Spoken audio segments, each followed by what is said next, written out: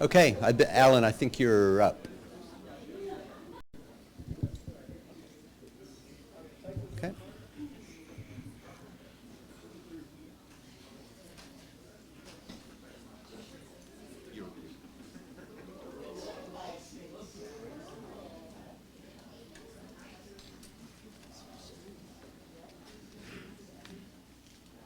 I haven't seen the entire room yet, so I don't know if everybody's back yet or not. But are we ready to start? Okay. Alan Martinez, Collaborative Labs. You might have to excuse me. It's my first time on streaming video, so I might be a little bit nervous. But I want to take a minute to say hi to my mom and dad if you're out there. I love you guys. Thanks for everything.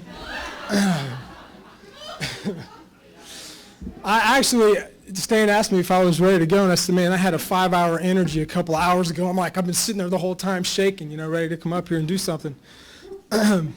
But we have 3 initiatives to discuss with you today.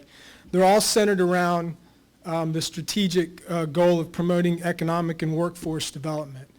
And, a little bit of history for us because believe it or not, we are now in our 7th year, 6 years. I think we moved in this building in September of 2005. And we were, as some of you might know, we were in a temporary facility not too far from here prior to that. And we've done some really amazing things during that time period. I think what we've done, particularly over the course of the last couple years, we've realized who we are and what it is we really do best. And what that amounts to is we are experts at bringing together a group of diverse stakeholders, helping them create a cohesive, common vision for the future and where they want to go, giving them some tools and some processes and technology so that they can reach consensus on strategic priorities to get them there, and then letting them walk out at the end of the day with an actual plan that they can implement. And we've done that in the beginning. We used, if some of you were involved in some of the sessions we did in the beginning, everything was done on whiteboards. I don't even think we had laptop computers in any of the breakout areas. Now we can actually show up somewhere without a whiteboard and do everything with a laptop and never use a whiteboard at all. So some of the tools and how we do things have changed. The process is identical today as it was from day one, and it works over and over and over again. And the reason I kind of want to set the tone by stating what it is we do really well is because our first initiative really revolves around bringing that diverse group of stakeholders together again for something that's very, very important to all of us, and that is to stimulate economic growth here in Pinellas County, to stimulate jobs here in Pinellas County, the region, and the state of Florida. And we believe that we can help lead the way to make that happen here locally, regionally, and statewide because of the unique ability that we have and the support that we've always had from the college to bring those stakeholders together. We don't believe there's anyone else in the state of Florida that has the ability to do it the way we can do it and as quickly as we can do it. And we've proven it in the past. Just real quickly, a couple of years ago, we did something similar for then Attorney General Bill McCollum. We conducted a series of summits around the state of Florida, 7 of them to be exact, around the issue of gangs. He developed a statewide gang strategy. He asked us to facilitate regional sessions to sort of customize his statewide strategy around each region. And we brought together folks from law enforcement, corrections, treatment, and brought them all together in 7 different regions, and they actually emerged at the end of the day with a regional plan and task forces so they could implement that plan. Most recently, on the opposite end of the spectrum, we just facilitated, I believe it was on February 1st, a complete virtual session for 100 education stakeholders around the state of Florida around empowering effective teachers. It was something that the United Way of Florida administered and was funded by the Gates Foundation. And what was that? Somebody knocking on the door over there? Let me go see who that is.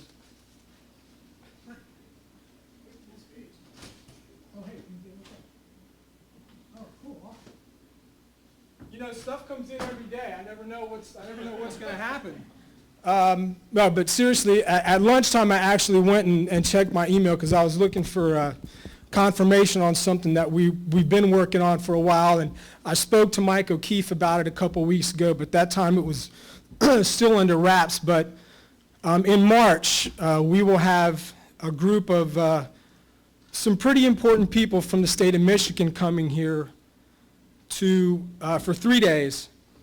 And we will be working with them to develop a national model for the ideal crime lab. This is something that's, being watched at a national level. We'll have people here from the Michigan Public, it's actually called the Michigan Public Safety Project. I had to write all this stuff down, but from the prosecutor's office, the Detroit Police, Michigan State Police, the governor's office, the Detroit mayor's office, the Domestic Violence Board, and the U.S. Attorney's Office will all be coming here for 3 days in March, and we'll be designing and facilitating that whole session. So the justification for us wanting to stick our necks out there and try and be a leader and turning, or at least beginning to turn the job situation, the economy back here in Florida, I mean, we stick our necks out all the time.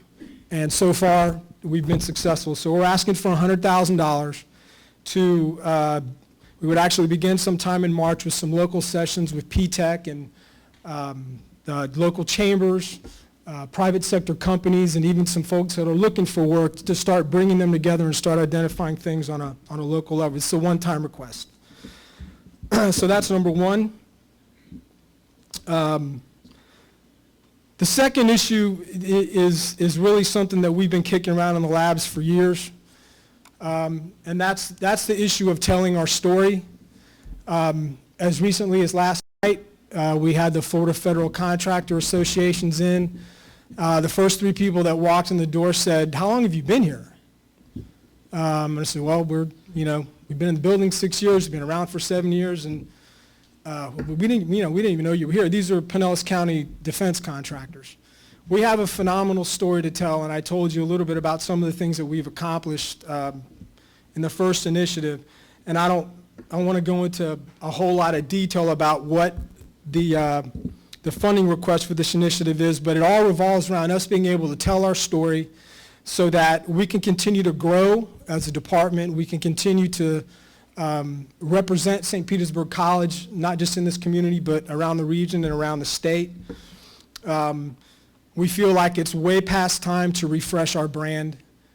We have really, over the last 3 years, refined who we are, and as I said, what we know we do better than anybody else, and that's a message that we really feel like we need to communicate.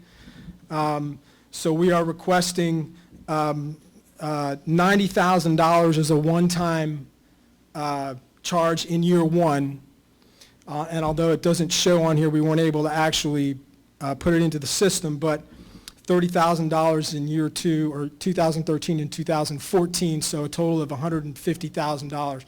We looked at these first 2 initiatives as a business with a 3-year time horizon and a 3-year payback on both of these. We feel like the initial investments, we know that we'll be able to recover by the end of 2014. We have if you look at our history from 2006 to 2008, from a revenue perspective, in 2006 we were at about $150,000. We went to $400,000 in 2007 and almost $900,000 in 2008. And that was a year where we returned almost $250,000 back to the college. That was when we were fully staffed. That was when we had marketing dollars and we were out there in the community promoting ourselves, promoting the college, and promoting the labs, and we'd like to get back to that point. The other piece to that puzzle is related to staff, which is the third initiative. We were initially, during that 2006, 7, 8 time period, we had a full-time staff of 5. From 2008 to present, our revenue has gone consistently down over those 3 years, and we went up, and now we've gone down, and if we want to grow, then we feel like investments need to be made in people, investments need to be made in educating the community and beyond about who we are, what we're capable of doing, and what we've done in the past. So we're asking to reinstate the position of knowledge manager, which was a position that was held here for, up until 2007. And we're asking for funding for 2 part-time OPS positions, all of which would be cross-trained in various things that we do in the labs, from documentation to technical support, as well as administrative and logistical functions. We feel like with the marketing and public relations piece, the addition to staff, and I also want to point out with the first initiative, we're talking about exposing hundreds and hundreds of people to who we are and what we do, which inevitably for us translates into additional paying business. So it's a marketing opportunity for us as well. All of these 3 things are definitely linked together in terms of our future growth and success and ability to continue to represent the college like we like to.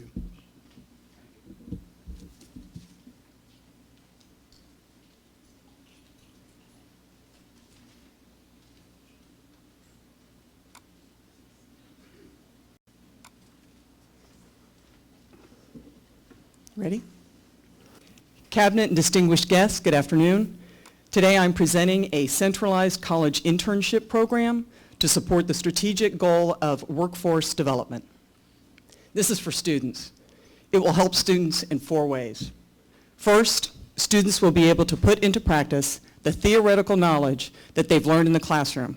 In other words, increase their authentic learning experiences. Second, students will confirm that their chosen path of study does in fact interest them after experiencing it in the real world. Third, as a result of this work experience, SPC students' graduation rates will improve. And fourth, the employability of SPC students after graduation will also increase. The centralized internship office will consist of 3 employees, 2 coordinators and a data prep clerk. Including salary, benefits, and the setup of the office, the total cost of this project is $220,095.20. From the number of work experience type courses that are on file with CNI, support of the SPC workforce program is obvious. What is lacking is the manpower to coordinate and streamline all the various tasks and processes involved in strengthening the internship experience. This is why it is critical to have 2 coordinators who will interact with the various workforce programs at SPC to build upon the existing employee contacts. Pinellas County is so large that it is imperative to have 2 coordinators in order to adequately partner with the various businesses. In addition, these coordinators will work closely with each student to prepare them for their authentic learning experience through orientations, interviews, and management of the paperwork. The rationale for this new system comes first and foremost from SP College students. In a recent survey, SPC graduates indicated that they felt less prepared for employment after SPC than any other academic or educational area on the survey. Another reason is based on empirical research by Harvard and NACE. Harvard's report shows the need to expand from just classroom teaching and learning out to work-based learning, sometimes referred to as authentic learning. NACE's report showed that those students who participated in an internship program during their curriculum were more likely to be offered a job than those who did not have an internship experience. Next is that this proposal aligns with Dr. Law's 724 initiatives to focus on student success and to increase public accountability. Finally, this initiative supports the BOT's workforce desire, as was voiced in their collaborative lab session last month. In conclusion, I would be remiss if I did not emphasize again the importance of strong and real communication between this new internship office and the various workforce degree programs. The success of this centralized process depends on that communication.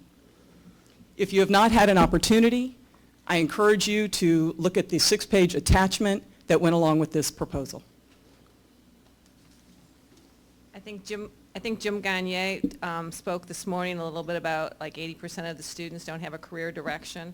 I think that would support that. And I think Sharon Sellerlund, when she talked about her graduates finding employment after their internship opportunity, also supports this. Thank you.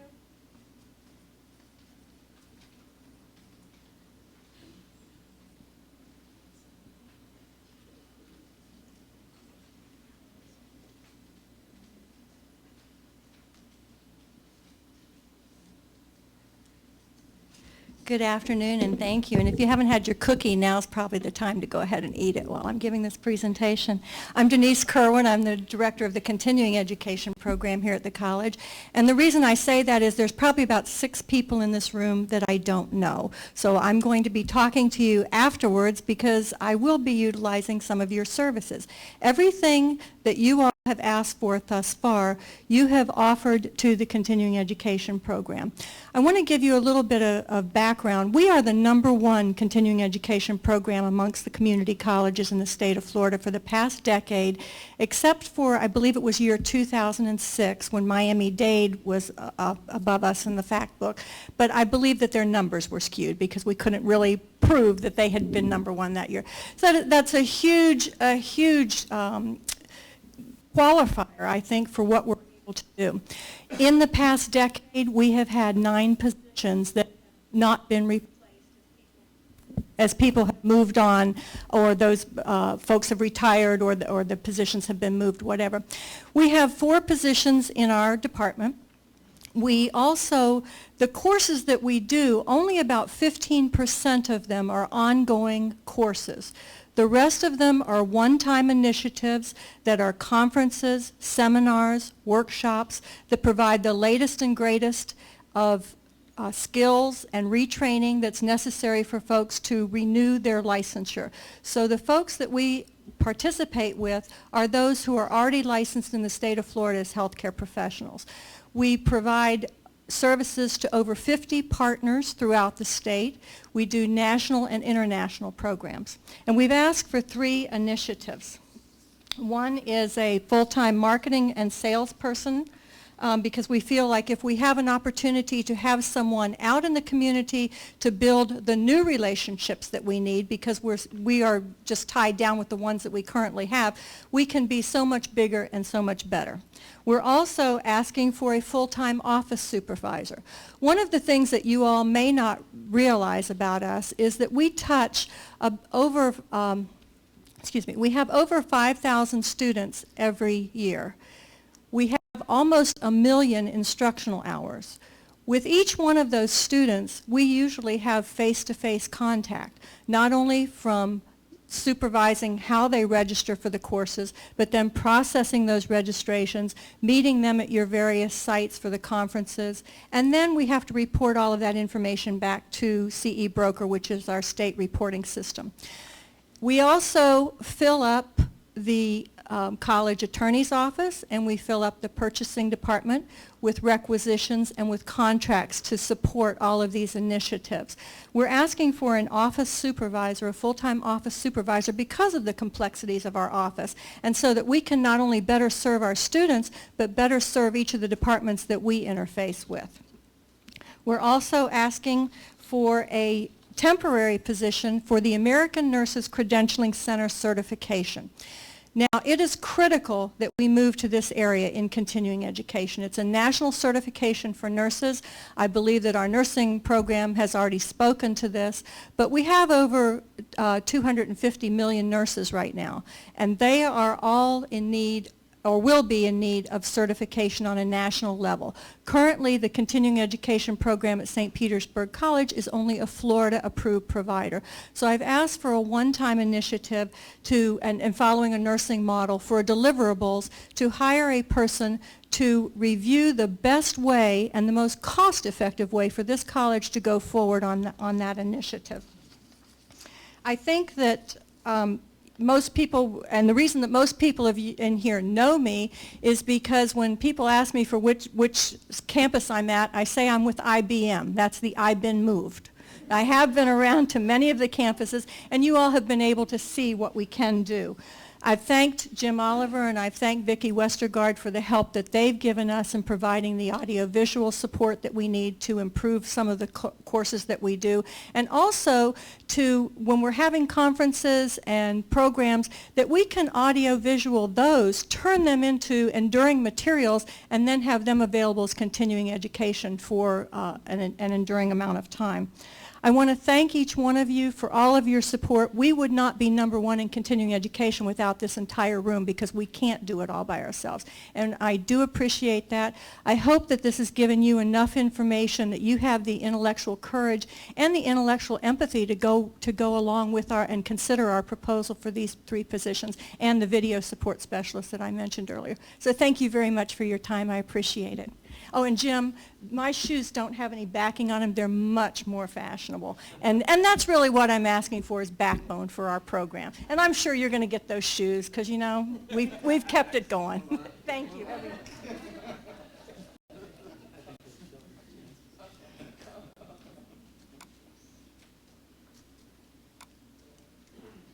Thank you very much. I am here representing a faculty governance organization, and I'm beginning to think that I probably should have prepared a little something to present to you all today. We were asked, FGO was asked to present a consolidated budget, annual budget for faculty governance.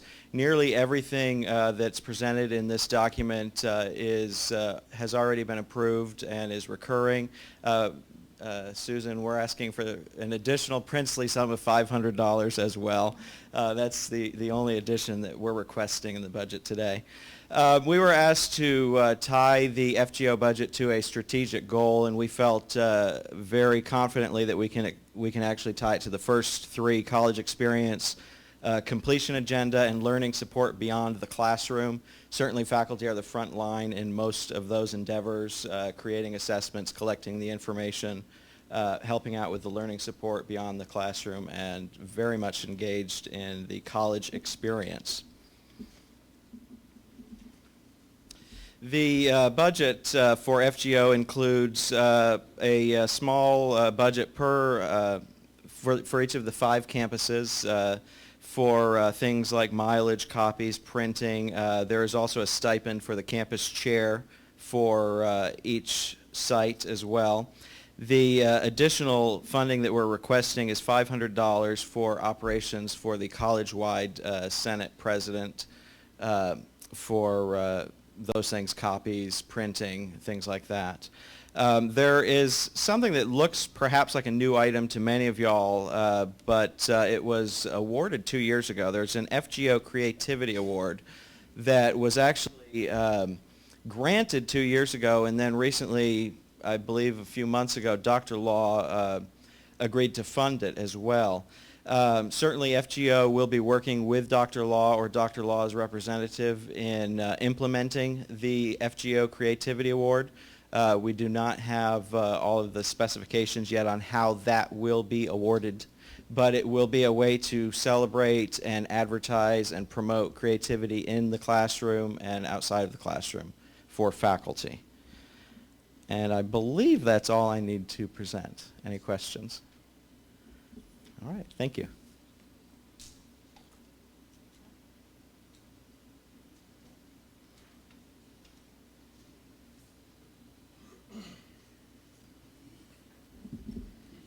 Good afternoon.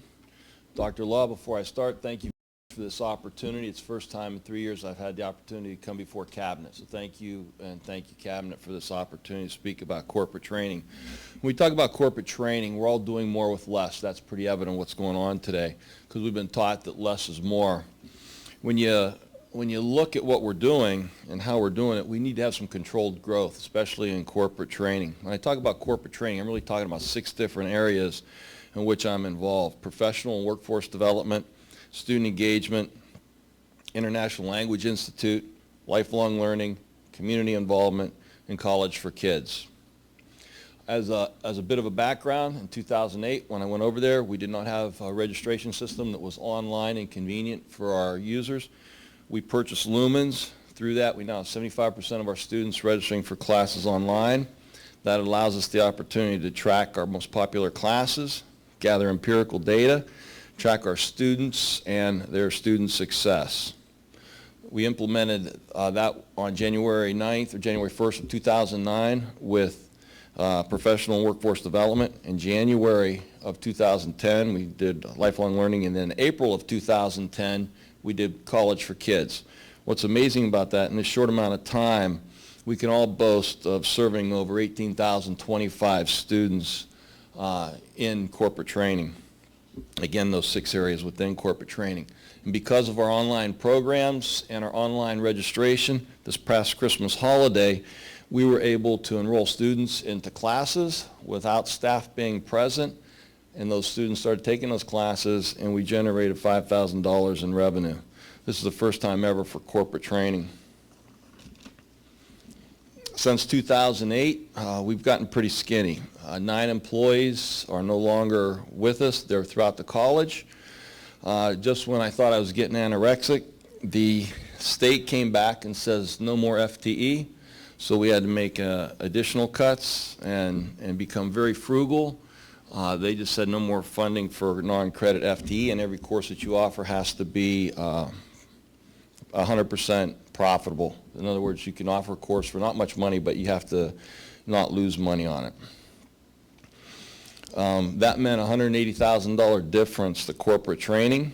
So how do you do that? You can balance a budget by getting right-sized, but you can only do that to a point. And there comes a point when you need to get right-sized, develop new programming, be creative, and come back with the opportunity to have sales in that. And when I say that, the economy has not been our friend in the last couple of years. As many of you have experienced growth in your programs, ours has gone the other way when companies have come to training. All that said, we have developed some innovative programs with Voc technology to serve our deployed military. We've been able to do that through our veterans as well. It's flexible access. They can gather, come in at any time. Our entry math program has grown. I've done that with the help of Dean Griggs and the math faculty. Our International Language Institute is growing, and I did that with the help of Dean Campbell, Dr. Cooper, and Dr. White. Some of our contracts that we need to look at are USGBC. We're developing 2 programs for them, as Susan Ryder mentioned earlier. FGBC, Solar Source.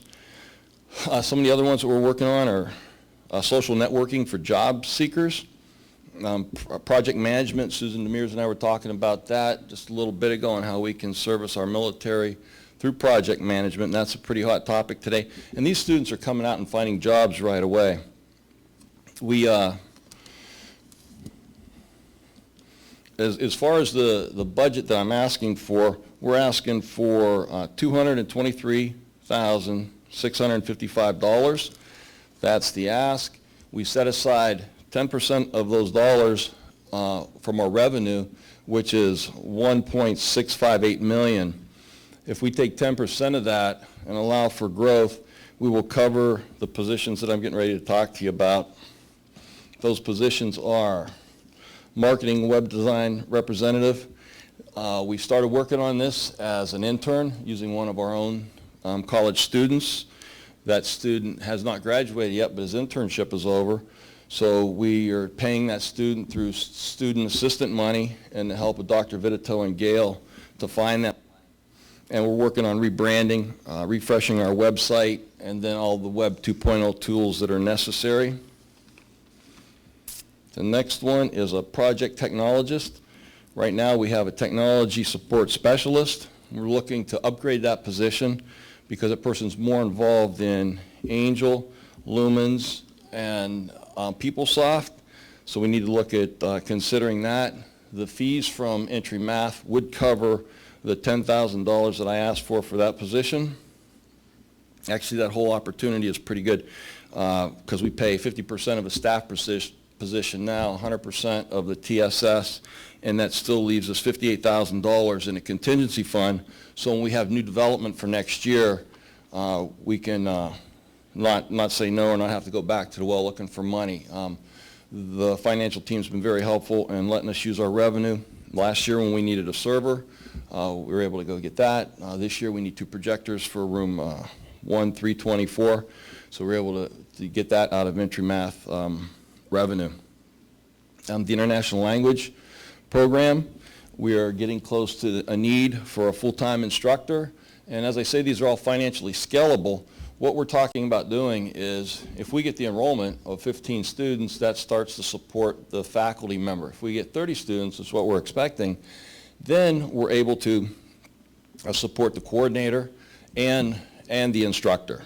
And again, I work with Dr. Cooper and Dr. Campbell and Dr. White to bring these instructors in and build the program. So it's been very successful the last semester. We've got the right people in place, and we're excited about the opportunity. We also do business Spanish. We have some classes in Arabic, Japanese, Mandarin going on, and then for our green card holders and residents, ESL programs. And we also have online programs through Rosetta Stone and English Discoveries. The next position is a technology support and marketing. This is currently an OPS position, and what I noticed on here, Dr. Vitito, is it's for $45,000, and actually about 30 of that's going to OPS help right now. So it would only be a $15,000 turnaround. That position could be supported through the creation of new programming and the Voc Tech side of what we're doing. This also enables us to have a guaranteed schedule so we can do some of the initiatives that Dr. Laws talked about, such as Tech at Night. Again, we get to help our deployed military and our vets, and it gives us a just-in-time training opportunity where we can offer certificates of value in 90 days or less. Most people don't want to sit in the classroom as long as some of the other required certificates take. And those that are taking the Voc Tech program right now in information security are coming back from deployment and getting hired at MacDill through General Dynamics. So they're immediately employable upon their re-entry into the States. So that's been real good. The pilot ends March 1st, and these are just the things I'm hearing about the program right now. We've had about a 96.8% success rate in that program. But one of the things after the pilot's over March 1st is to go back and check the reliability and validity of the test that shows competency, to find out where our students are, and to do all the other student success initiatives that we need to find out just exactly where we are. The next position is for a client account rep. When I got to corporate training, we had 3 of those. 2 were moved and 1 left right after that. So we got the person to come in. That person did such a great job in sales that she had more sales than our top 2 people the year before. And now it's time to look at another one. And because this is scalable, and with the total numbers I mentioned earlier, we doesn't have to start till perhaps December or January. So that would be a difference of $24,000. So instead of that being 48, that could be 24 if we started then. And then the position is self-sustaining, and we're going to target the specific areas of manufacturing. I was at WorkNet the other day, and they're talking about there's a need for this, not just to bring new people in, to help keep their people stay. And so how do you do that? Through Lean Six Sigma and all the other different manufacturing programs that we have available. And the last one is the marketing itself. You can't be top of mind without some kind of marketing budget. We do some catalogs and some simple mailings like that, but as Denise mentioned, you really need to have a marketing plan. I thank Dr. Law for asking me to write that. I have a full plan, and this is how it would get started, and it would be sustained through growth and revenue. Some of the things that fall in this too are the Tampa Bay Job Fair, April 18th. You know, we have 53,000 people that are unemployed in this area, and one of the things that Dr. Law said that really resonates is we all have friends that are in that position, and what are we doing about it? And it's a great point, because I do have friends that are in that position as well as y'all, and so what are we doing about it? Well, now we've got the approval to go forward and do something about that. That's all I have. Thank you.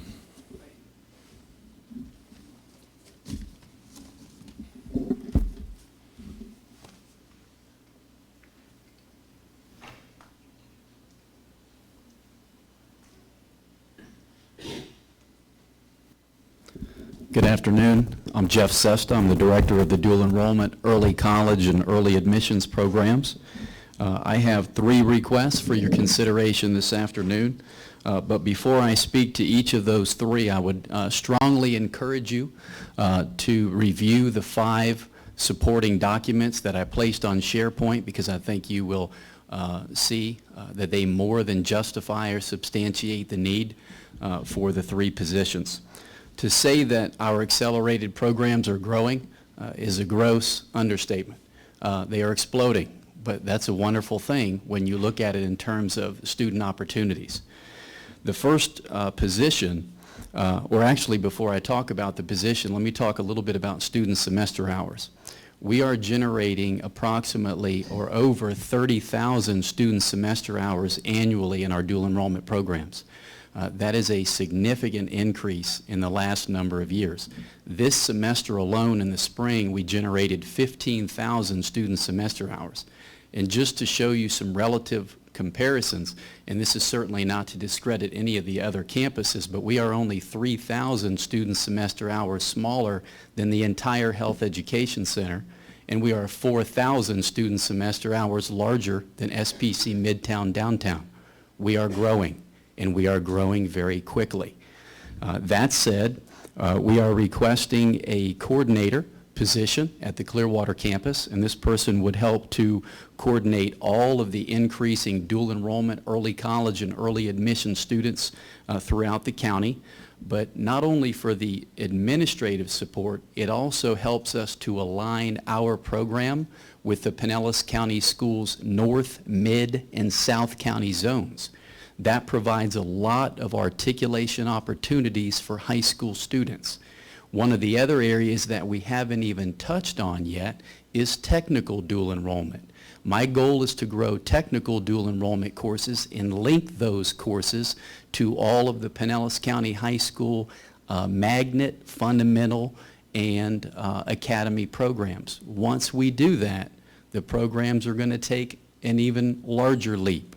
So we're anticipating that type of growth, and that's exactly why we're here requesting now these particular positions. So the first position would be the coordinator position on the Clearwater campus. The second position would be an administrative specialist position, which would basically help to serve the coordinator's role. Responsibilities, of course, would include all of the registration for the dual enrollment, early college, and early admission students, but also a piece of the puzzle for our program that a lot of folks don't really recognize is the growing number of off-site dual enrollment courses. I think a lot of the college family views us as, well, you know, we have a lot of dual enrollment students that come onto our campuses and take a class. Well, yes, we do. But next year, we are going to have over 200 off-site dual enrollment sections in the high schools, in the public and private high schools. That's growth, folks. That's significant growth. And we've got to prepare for that if our goal is to continue to expand. So that would be the second position. And then the third position is what we were referring to, and Mr. Brock mentioned it earlier this morning, as perhaps a K12 Outreach coordinator. We've had several meetings with the school district over the last few months, and we've recently partnered with Pinellas County Schools and submitted a grant through the DOE. It's a smaller grant, but it's a startup grant. We're very confident. We're very hopeful and confident that it would materialize, hopefully with the right phone call, maybe. And if that grant does materialize, our goal is to expand these types of opportunities in South County schools. It would be the creation of what we would call college success academies. You heard Dr. Carney and Dr. Renard earlier today with their requests as it relates to college readiness testing. This is in conjunction or in alignment with that college readiness testing.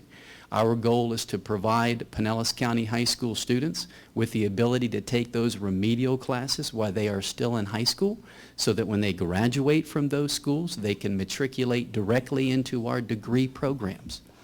So I know it's relatively short and sweet, but again, I encourage you to check out those 5 documents that we placed on SharePoint, because you'll see the trends graphs are basically going off the chart. We're proud of that. We certainly appreciate everybody's support, because it's not only the dual enrollment department. I'm fortunate enough to be to receive a lot of support from Dr. Cooper and the deans, because many of those courses and the off-sites are gen ed courses.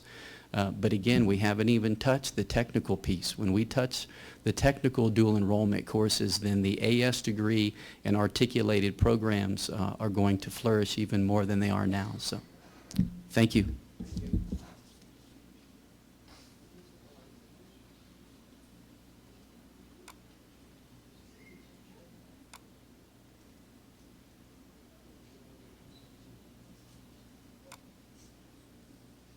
Good afternoon.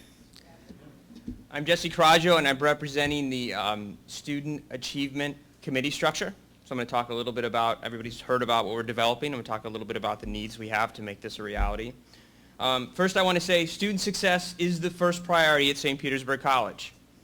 And to achieve this, we're going to achieve it through a student-centered learning experience that ensures that every student has the opportunity to succeed.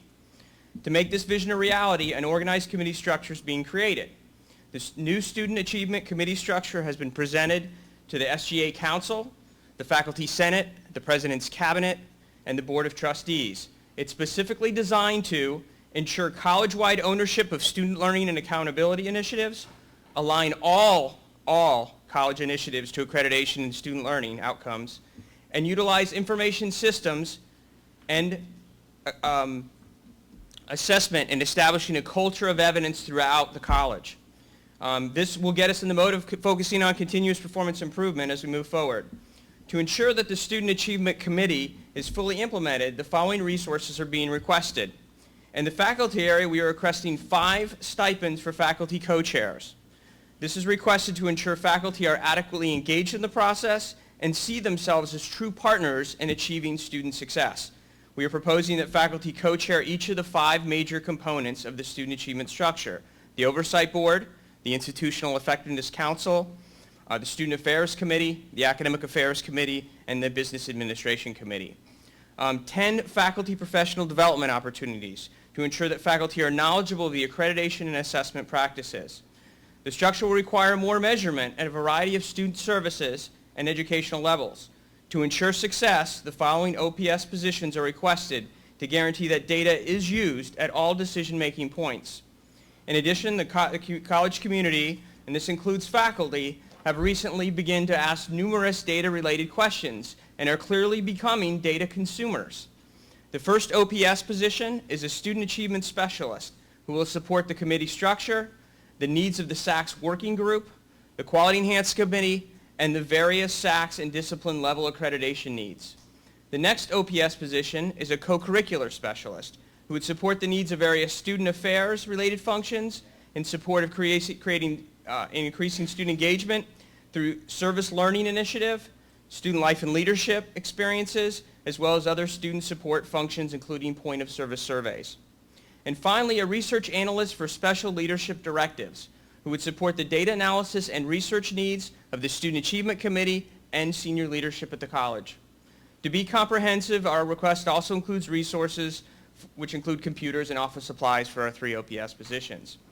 By funding these requested resources, a total of $158,366, and I won't go into the cents, the Student Achievement Committee structure can be implemented appropriately, and St. Petersburg College can begin to fully realize its goals and objectives related to student success. Thank you for taking the time to listen and consider our requests, and I'll be open to any questions anyone might have. Okay? Thank you.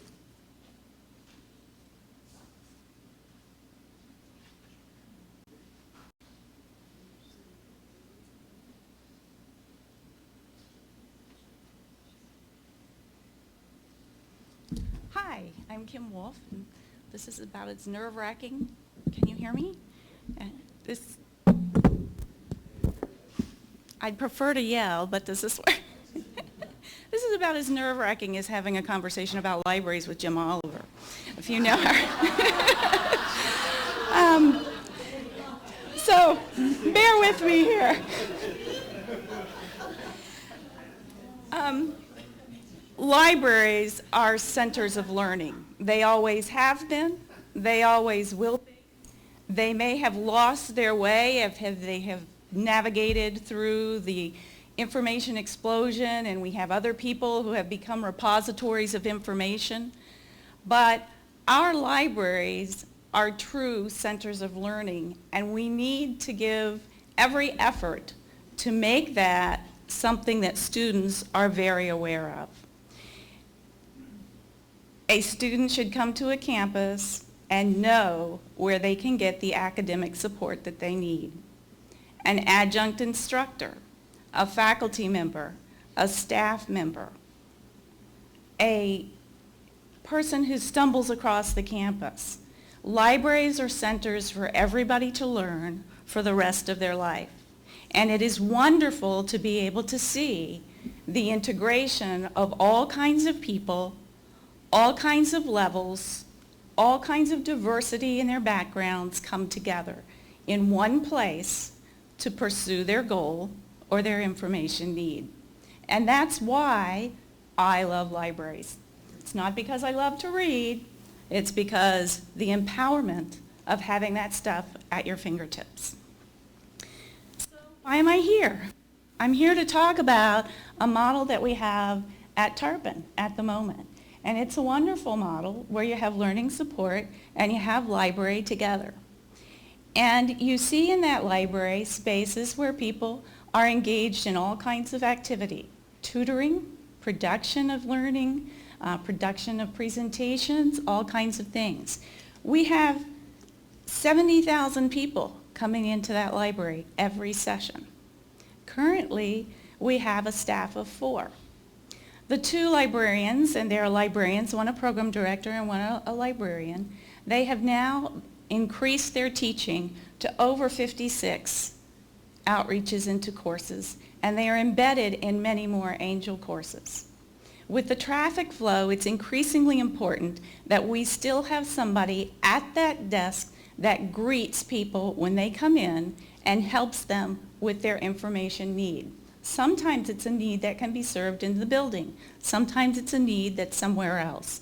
But we are the first point of contact when they come in, and that's what we want to continue to be. With the traffic flow, it's become increasingly difficult to accomplish the infrastructure things that we need to run and to be able to keep that face for the student. Our surveys show that overwhelmingly students prefer face-to-face help than they do the reference by chat, email, or telephone. So to that end, I'm requesting that we increase the support staff at that library, which supports the librarians being able to leave some of the information questions to that level of staff and continue their teaching and their outreach. So that's our first request. You see some of the other statistics there. If you subtract out the OPS, we're only asking for about 5,800 in additional staffing. The second request talks to our joint use. We have some great joint use facilities. It's a wonderful birth to death service point. It sounds awkward, but you see kids coming in there in the arms of their parents, and you see senior citizens who are 80 or 90 who are in there. And they all come into the mix for whatever their particular niche is. It's a great recruitment tool. It's a wonderful place to be. However, when you go into these facilities, sometimes I see where children belong, I see where youth belong, but I'm not seeing a clear vision of the 18 to 30-year-old. I'm not seeing a clear vision of what we're doing for our academics in those libraries. The role of a librarian is to get out there and build relationships with faculty and students and to teach core information literacy skills. This is an information-rich world. We have to teach students how to navigate through it, to find the treasure from the trash, to be able to use it to convey their message or to pursue and achieve a goal. To that end, I'm asking for the St. Pete Gibbs campus, which now has a gate count of over 353,000 a year. They have an annual circulation of 205,000. They have over 169,000 items in that library. They have teaching stats of about 75 a session compared to 138 classes done at Clearwater. And this is a reflection purely of the inability to keep up with the traffic flow and the increased business of the joint use library. Our librarians are very talented. If you talk to faculty, they're very instrumental in helping faculty with the course integrated research components. To that end, we're asking for 2 half-time librarians, one that will serve the downtown campus. So why did I start talking about St. Pete Gibbs? St. Pete Gibbs serves the downtown, the Allstate, and the Midtown centers. With the placement of a 15-hour OPS librarian, we have successfully built the instruction at downtown to 795 students in a session. We have over 20 private college user education programs going their individualized instruction with students.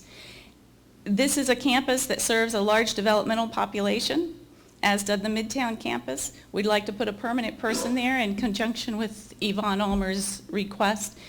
We are going to hope to build a shared library space with information commons. This would be a person who adds consistency and continues to build those services, a critical area of need. We're also asking for 0.5 to beef up the staff at the St. Pete Gibbs campus to reach out to Allstate. Allstate has over 1,500 students, 361 in an online 4-year degree program with no consistent library service on site. We have a model at the College of Business where we put a librarian for about 8 hours a week. We want to be able to do that for the Allstate students, and we want to give them the same level of support that we have started there. If you're not there, you don't get used. What we're leaving out for our students is critical.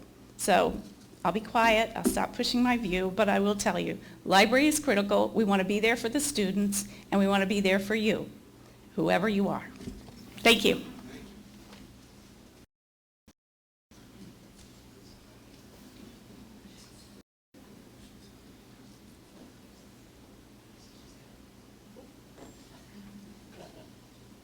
Hi, I'm Lily Toon-Jaron.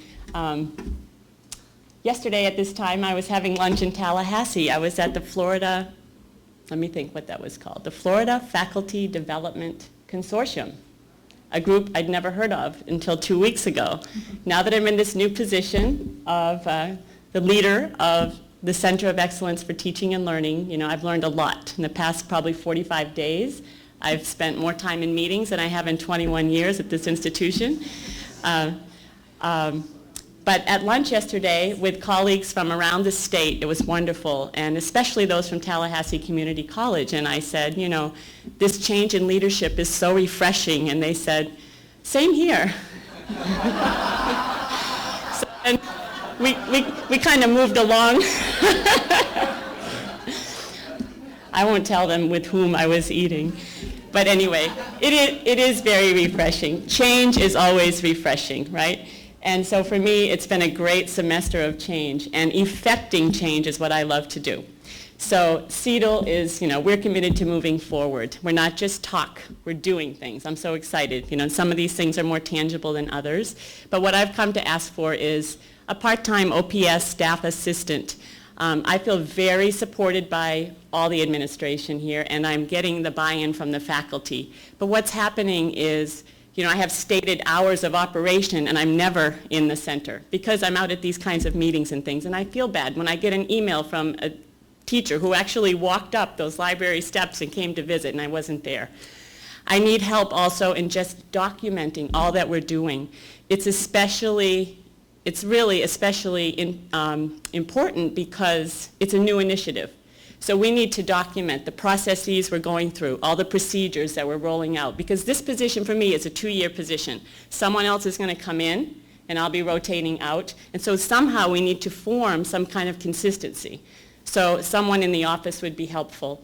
I need somebody to help with, you know, mining data. I need to be able to pull up like this, run a query and say, you know, I have somebody at the downtown campus who needs a mentor in the evenings, who has signed up to mentor? Bam, I need to pull that. So just having a point person to help with those kinds of things so that I can be out and doing the visionary things and like him, you know, walking the halls and getting the input from faculty would be really helpful. Why else? Really, I think I'm used to commanding a room, right? I'm a teacher. So if you would all stand 1 second for me, not for me, for yourselves. I think you need to stretch. Take a stretch. Now, if you do not have a staff assistant, please sit. I think there are a couple faculty members back there, right? Yeah. So would you agree that your staff assistant is really that backbone that helps you be so successful, right? So I'm asking for a part-time OPS position, at least to get us started. I put about $13,000, that kind of level person to come in, but I think truly it would help us exponentially really to move forward to have someone there. So thanks so much. I'm so happy with this. The whole process today really has been really nice. So thank you.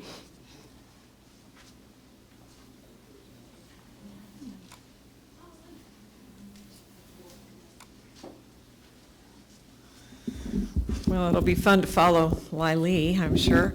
I'm Vicki Westergaard, the Executive Director of eCampus Web and Instructional Technology.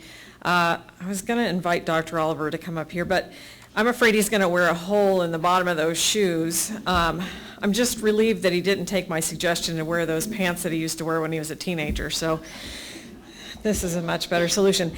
At the end of December, our Tarpon Springs instructional design technologist, Greg Rebello, retired. At that time, we converted the position to a course delivery manager, and we hired Michelle Piper. The course delivery manager was implemented based on a successful model at Miami-Dade College. Like Miami-Dade and colleges across the nation, we've experienced an ongoing conflict between the instructional design technologists' need to be away from their desks to do their jobs properly, and the faculty's need to get timely assistance when they need to troubleshoot Angel challenges and issues. The new position began January 10th, and it has been successful so far. I wish that we'd had it in place longer. It's only been there 6 weeks, so I don't have a lot of data, and she's been ramping up for you at this point. But she's been addressing not only faculty questions, but also some student questions as well relating to Angel.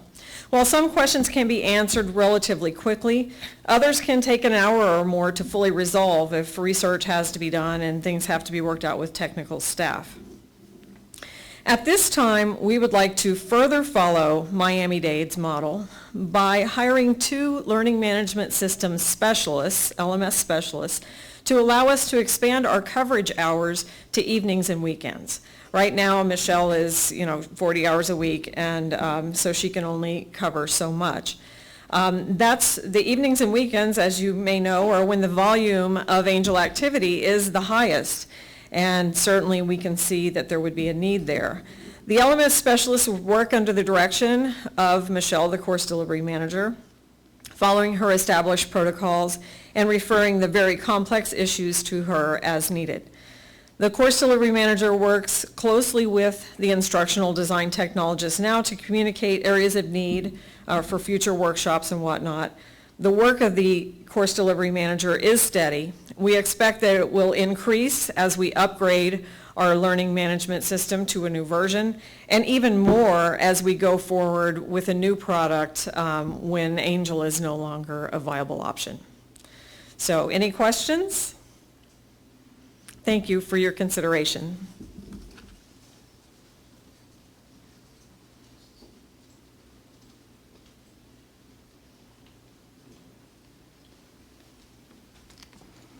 Hi, I'm Kay Berniston, and I'm happy to follow Lily and Susan Demers because they have so eloquently demonstrated how vital a staff assistant is to the operation and services to the program and the college. And as we all have experienced growth, which has been very relevant in all of your comments, and we want to continue to have a quality service to students, it's really important to have a good staff assistant to follow up on all these items. And I have an OPS staff assistant that works for our coordinator of marketing and recruitment and our director of student success. And this person is vital in that she provides a lot of support for our weekly events, whether they're information sessions or they're recruitment or information nights at different programs. They send out hundreds of publications, marketing publications. She works with all the emails, the e-recruit mails, and all the follow-up ones. And she also does, when we have students on campus, when they're welcomed into the program, she welcomes them with email, tells them about the support services. We're also now having the staff assistant look at where we have stop-outs with students to try to get them back into the program. So besides providing all those vital services that Susan said were clerical but are necessary, she provides a lot more, and this position currently is OPS, and we'd like to have it a budgeted position. So the OPS is budgeted, so it would cost the amount of the fringe benefits. Thank you.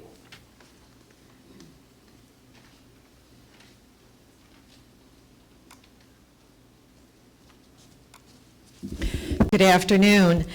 I'm asking for a reinstatement as Associate Vice President of Workforce Programs. As you have heard, we have many economic and workforce development related departments and programs. There was a time when we had an Associate VP of Workforce Development, but due to budget cuts, this was discontinued. We cannot address the needs in the community today and be top in everyone's mind as their answer place with our current model. This is not to negate the wonderful job that has been done by those who are currently involved, but the need is great.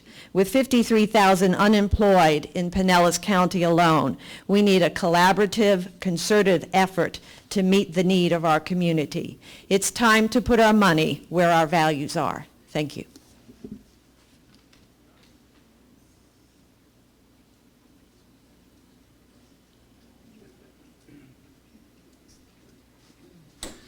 Good afternoon. It's nice being last because you're going to be happy no matter what I say. We've heard about $6 million or so worth of ideas today. And obviously, although there's a budget yet to be determined, obviously that $6 million represents a lot of need. And so we continue to look at alternative sources of revenue. And one of those sources, of course, is grants. And any of you who has pursued or applied for a grant over the last few years has felt the effect of the downsizing of that department over the last few years. It just has not been able to provide the level of support needed to move those along and given the attention that they need to have. So this particular proposal is to, similar to Ann's, is to basically reinstate, put our director of grants back in that we had several years ago, along with an additional grant writer to support the staff that we already have and make that into a much more viable and proactive tool for you all to use for grant development. We get the other one. The second one is really kind of an overall objective that we talk about every year when we go through the budget, but I want to kind of set the stage for it. We heard today about 114 ideas, and those ideas, to almost all of them, to some extent involved our employees, faculty, and staff, and the value that they provide. You all know that over the last few years, we've, except for this year, have been unable to give increases. And so we want to kind of put this in as to get us focused on that objective, particularly with the emphasis you're hearing in Tallahassee about potential contributions to retirement and so on. So what I wanted to put up here, not so much was a total amount or a proposal of increases, but just to give you an idea of what our funding needs will be for each percent of increases by each group. And for the faculty group, it's about $250,000. The A&P group, about $185,000.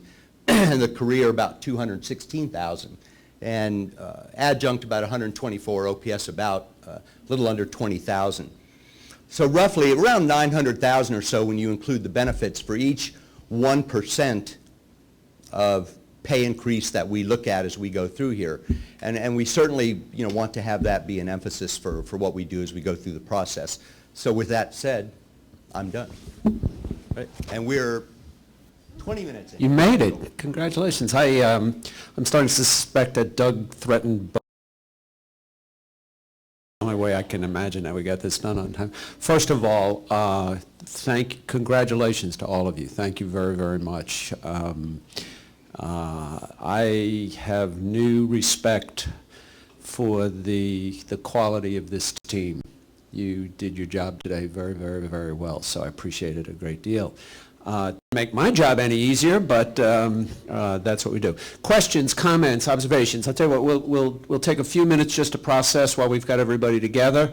We'll be out of here before 3 o'clock, but let's not let the day get away if we've got everybody together. Comments, observations? Did anyone feel left out? We did 123. We can go to the SharePoint if you've got... Jim, did you get them all covered? Okay. Everybody felt that they had their... Yes? I felt fine with the process. I really did enjoy this process and going through it, and Dr. White was just such a support. But the question I want to ask as I listened to everyone in their presentations, especially what we do with special programs and our outreaches and taking a look at what others are doing with their outreach person, we'd really love to have an opportunity to collaborate so that we can strengthen what we're doing in our department coupled with what the college is doing to make a outreach efforts. Well, I think the way, that's in that door. I was sharing, now it's down to how do you process so much information and data, and you see it. We won't close off the site. Some other things will come up along the way. That the idea is to make sure it's all out there and available. We won't fund everything, I'm pretty sure of that, but it won't go away without getting its moment in the sun and those sort of things. We haven't really figured out what kind of process we want for the equipment and facilities. It's a long day. I'm not sure we can, I wouldn't automatically say that this is the best way to handle all of those things, but we'll figure out a process through our existing committee structures or communications to review those. You could go out and look, make sure, and we'll make sure we give a clearer signal on both equipment and facilities. I appreciate that people get it on the list or it doesn't exist kind of thing, so we appreciate that. Today this is a sobering experience because I didn't hear a single thing that was frivolous today. I didn't hear a single thing that I couldn't speak with some enthusiasm about. There's a lot of catching up to do in both, as a result of budgets and cuts and style and some things like that. So we have to work through that. I guess in my mind what I would do is to start making some lists and say, what were the things that touch students directly? What are the things that help faculty and staff be more effective? What are the things that create sort of the hygiene, make sure the institution runs effectively, efficiently, cohesively, that kind of thing, and then see if you can't take those lists and crosswalk them to priorities that can be described to each other and to the community and that sort of thing. So, yes, go ahead, Jean. I was really surprised. Thank you. I was thrilled to see all the people in the room wearing red because it is Wear Red Fridays for American Heart Association, which I heard was $1 million in claims for, you're not going to do the best job you can if you don't feel well. And I think, we instituted a wellness plan finally, after a long time, and I'm thrilled with it, but I'd like to see it expand, and I think you're going to have to decrease stress and increase wellness, and, there are nurse practitioners and other healthcare providers on our staff that I think could really help with that, current or retiring. Thank you. I don't worry so much about stress. I'm a carrier, okay?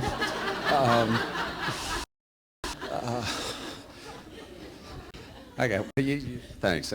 Other comments, observations? Where do we go from here? And Susan? One of the things I thought was interesting today was some of the common themes that we heard from people. Marketing and outreach initiatives and doing more with the community and our advisory and allowing our folks to get out there and allowing these folks to come back in, tell them what we got, show them what we got. I know Catherine and I a couple years ago did kind of a dog and pony show on the arts in the UPC downtown, and I cannot tell you the number of people that said to Catherine, I didn't know we had that here. We didn't know. So, and that theme seems to be throughout here, both externally and internally for our folks. That teaching moment, where people...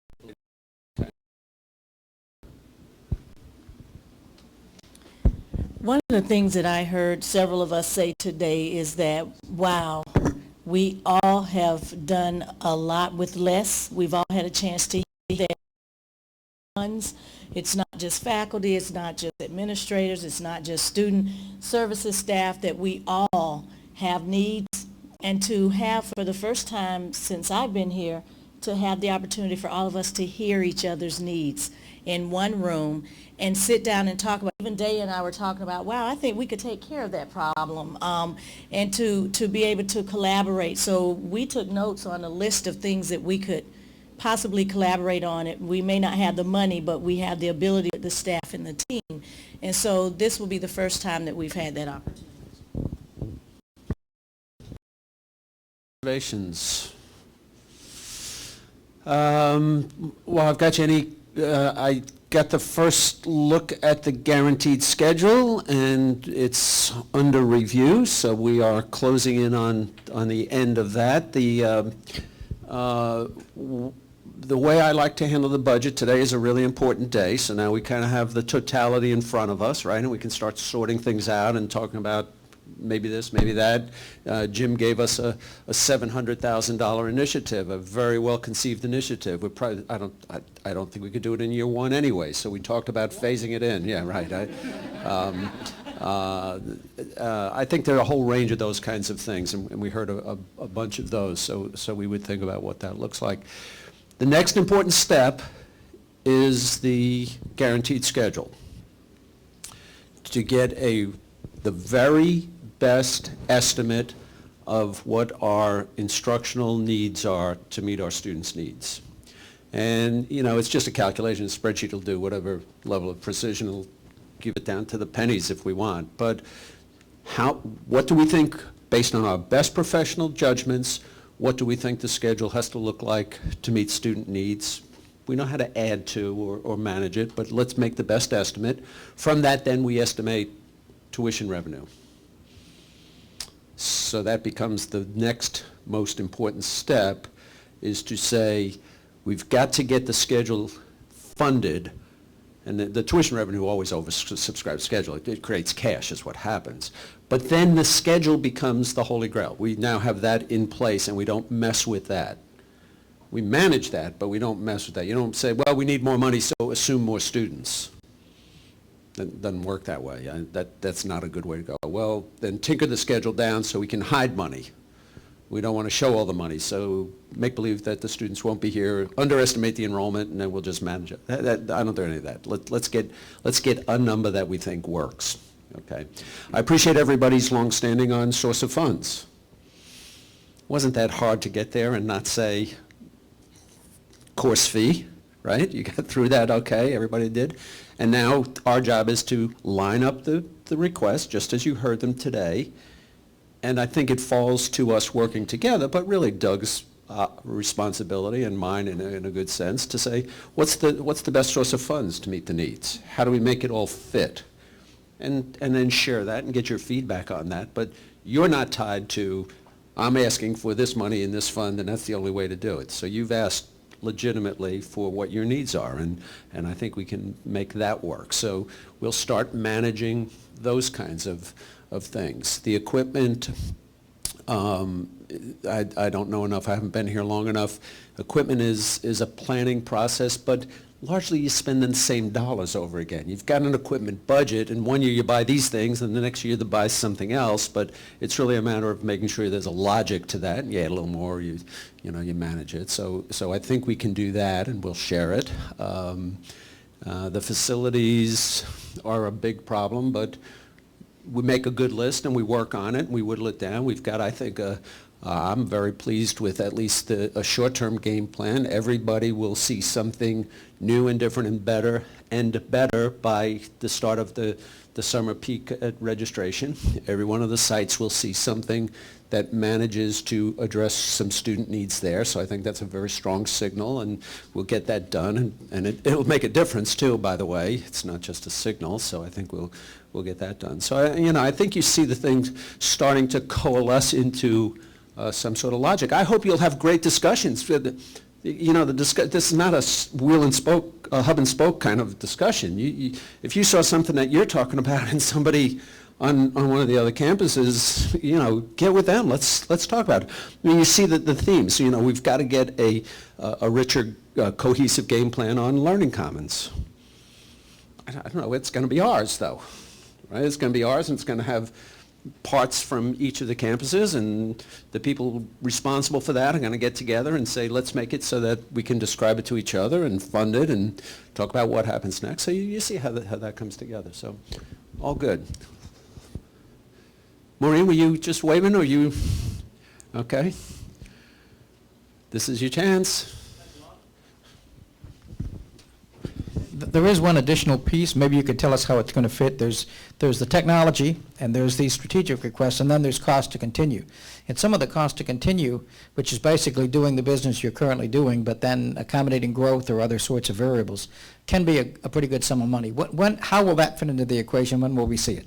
I'm going to have to learn on that, Jim, because I don't get it. We got a budget, and the cost to continue is the budget, and then we'll identify a couple of things that are over and above that. I mean, some of them were in here today, and some of the others. But I guess I have to understand the lack of need to defend what you already have. You didn't hear me coming after any of your money. The cost to continue didn't say give anything back, right? No. The cost to continue means that in order to do the things you're already doing, but because fees have gone up, the biggest one's in Susan's area with utilities, it's going to cost you more to do the business you're currently doing.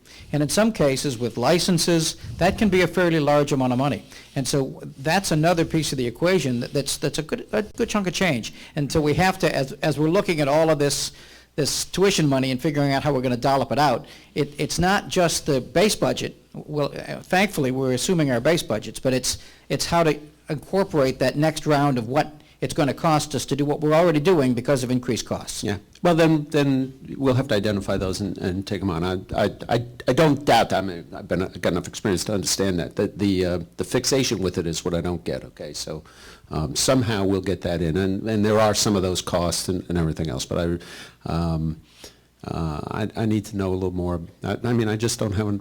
It's just not in my realm of experience, Jim. I just don't get it. So I'll have. There's obviously some part that I have to learn. Okay. Keep going. Now's a chance. Okay. Good. Thanks very much. All right, you did great. Thanks. Before we go, can we give a applause for Steve and Christy and Jeremy? Yeah, Great job today. I need to ask Deborah to stand up. Deborah, stand up here, okay? Woo!